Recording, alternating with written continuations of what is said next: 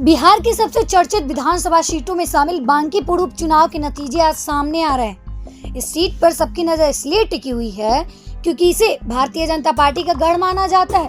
वहीं जनसुराज के संस्थापक प्रशांत किशोर के लिए भी यह चुनाव किसी अग्नि परीक्षा से कम नहीं है। ऐसे में सवाल यही है कि क्या बीजेपी अपना किला बचा पाएगी या प्रशांत किशोर इतिहास रच देंगे।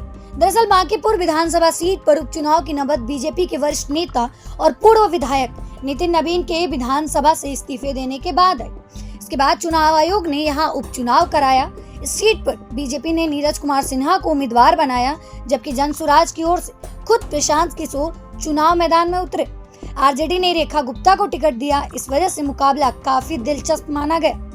मतदान के दौरान इस सीट पर लगभग 34% के आसपास वोटिंग दर्ज की गई, जो पिछले विधानसभा चुनाव के मुकाबले कम रही।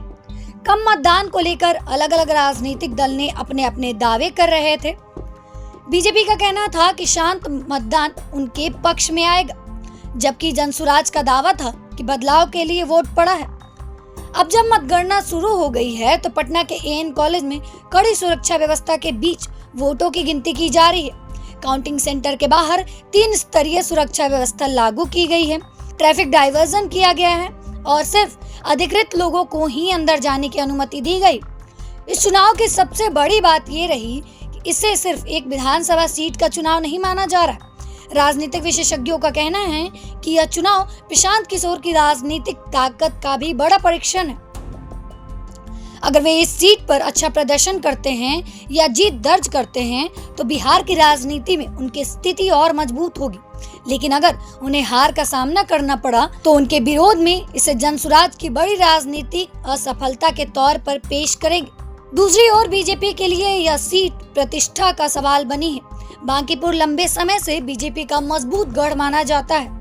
ऐसे में अगर पार्टी यहाँ जीत दर्ज करती है तो यह संदेश जाएगा कि शहरी बिहार में उनकी पकड़ अभी भी मजबूत है। लेकिन अगर सीट हाथ से निकल जाए तो विपक्ष इसे बीजेपी के लिए बड़ा झटका बताएगा। मतगणना से पहले राजनीतिक बयानबाजी भी खूब देखने को मिली। जनसुराज ने दावा किया कि जनता बदलना चाहती है और इस बार बांकीपुर नया इतिहास लिखेगा। वहीं बीजेपी नेताओं ने विश्वास जताया कि जनता विकास और स्थिरता के नाम पर फिर से एक बार पार्टी को वोट कर रही है। नतीजे से पहले दोनों पक्षों के बीच आरोप प्रत्यारोप का दौर जारी रहा। गौरतलब है कि मतदान के बाद प्रशांत किशोर ने चुनाव प्रक्रिया पर भी सवाल उठाए थे। उन्होंने आरोप लगाया था कि प्रशासन और पुलिस का दुरुपयोग किया जा रहा है तथा मतदाताओं को प्रभावित करने की कोशिश हुई है। इस संबंध में उन्होंने औपचारिक शिकायत भी दर्ज कराई थी। हालांकि प्रशासन ने निष्पक्ष चुनाव कराने का दावा किया है।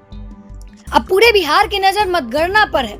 यह नतीजा सिर्फ एक सीट का फैसला नहीं करेगा, बल्कि यह बताएगा कि बिहार की राजनीति में जनसुराज की जमीनी मजबूती कितनी हुई है और बीजेपी अपने परंपरागत गढ़ को बचाने में कितनी सफल रही।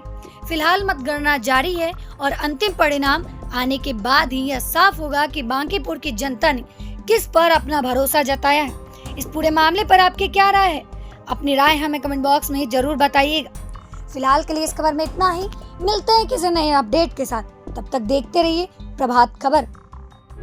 प्रभातखबर.com, विश्वास वही, रफ्तार नहीं।